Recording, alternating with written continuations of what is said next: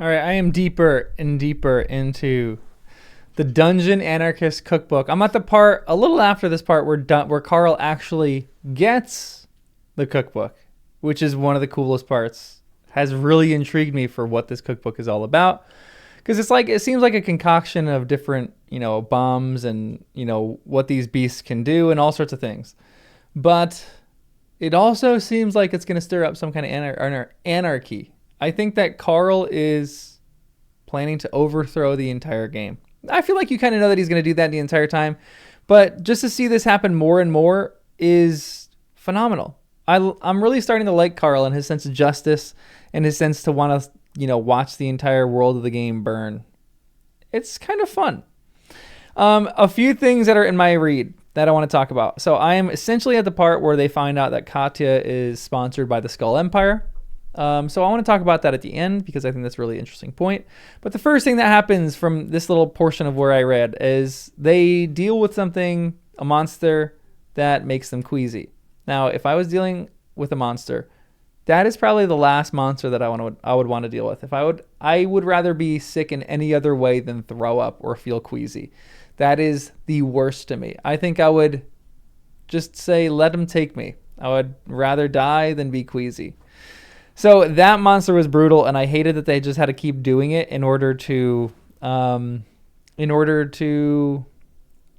overcome their queasiness. So that was brutal.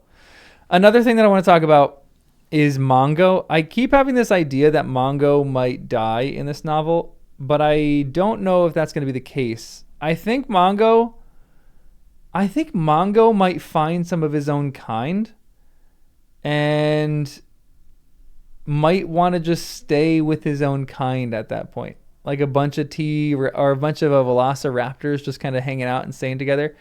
I don't know necessarily why I think that. There was a slight indication of the text that like he was alone and they were all kind of alone, but I don't know why, but I just feel like he might find some of his own kind, because Carl said it would be terrifying to find a bunch of these things like Mongo around. And I'm wondering, that seems like an indication that they're going to find a bunch of Mongos. They're going to find a pack of Mongos.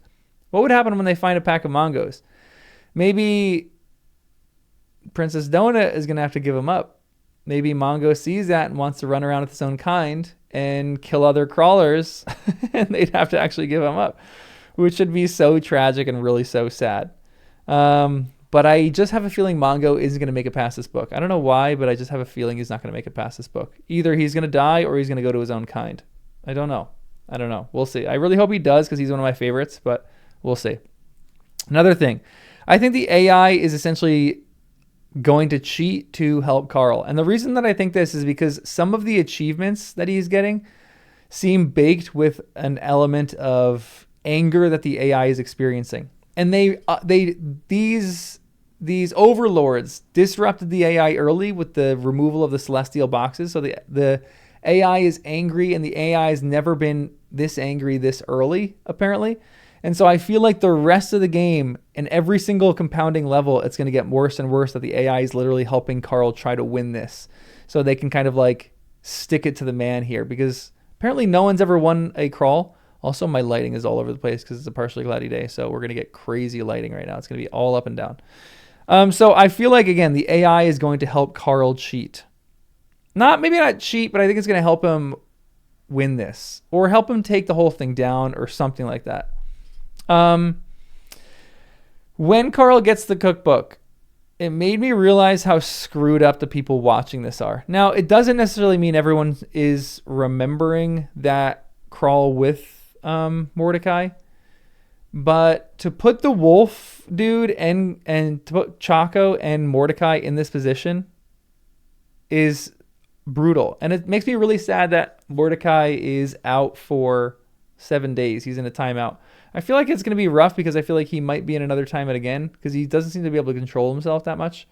And if he's in another timeout, maybe it's going to be like a month timeout or a whole level timeout. And then maybe if he gets timed out a third time, he's just going to be, screwed over. But I also think that's going to work to their advantage. There's a part of me that thinks there's maybe a point in the novel where Mordecai ends up losing everything that he has to live for outside of the realm. Like maybe he's like all his funds are depleted or whatever. And then he essentially enters back into whatever this place is and helps them win.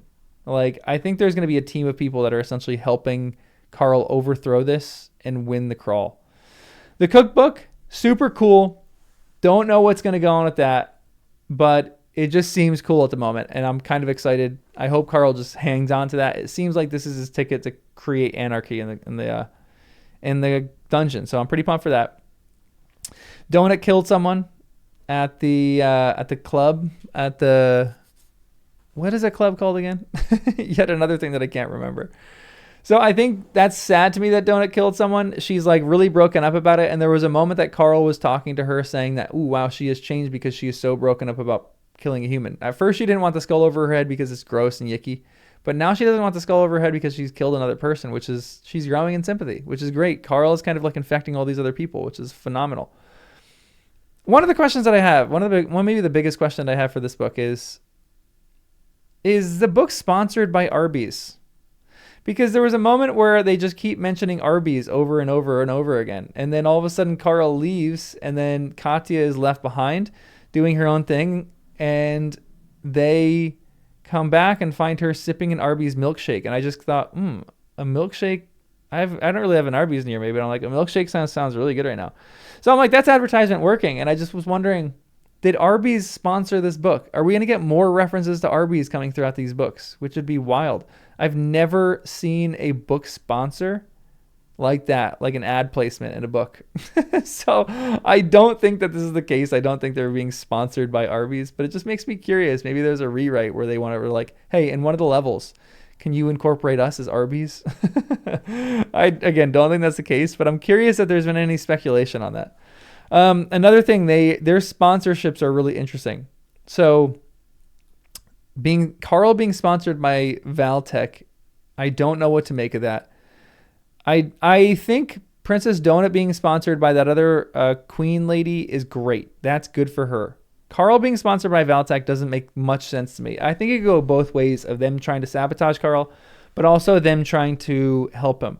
And then the last one that I'm thinking is the Skull Empire and Katya being sponsored by the Skull Empire. I kind of call that Carl was going to be sponsored by the Skull Empire, but it's Katya, which maybe that's like what they can afford. That one seems really interesting to me because she's sponsored by the third in line. So the maestro is dead, and then his older brother seems like he's in line, but they don't know if he's like, living or dead yet. So potentially the sister is sponsoring Katya.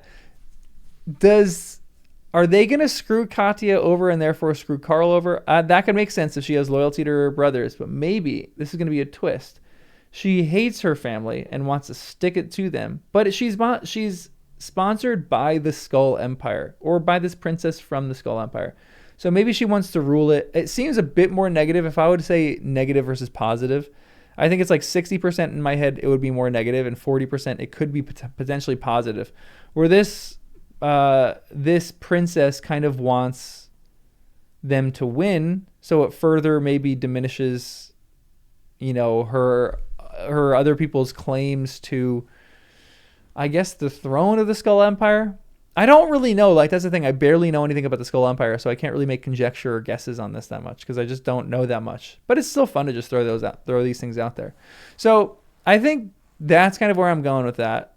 I'm right up into the point where they've learned who their sponsors are, and they've kind of figured out what they're going to do with the Tangle right now. They're going to go to that 346th room or whatever it was.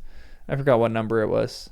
But they're going to go check that out, and they're going to go I think they're going to go back to the beginning to find the staircase, and they're going to tell as many people that they can about that, which, that's great. Carl's on like a mission right now. I wonder if there's going to be some way in this that maybe through like an interview that he does halfway through, he's going to try to tell everyone how to beat this thing.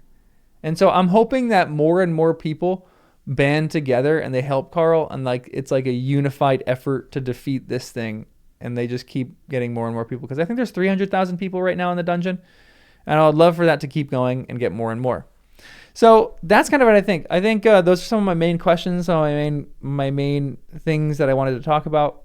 It's really fun to listen to. Again, I just keep saying this in every video, but I just get really excited to listen to it. Like, I listen to a few podcasts on repeat, and I've kind of stopped listening to those just so I can keep listening to this because it's just really entertaining and enjoyable. So I'm excited, and I am actually really excited to get to the end of this series too, because I know he's publishing more books, and I am excited to be part of the conjecture group about us just kind of waiting for new books to come out and just talking about other theories we might have, what's going to happen. I feel like that's always fun when you kind of get wrapped up in like a cultural movement like that with a book.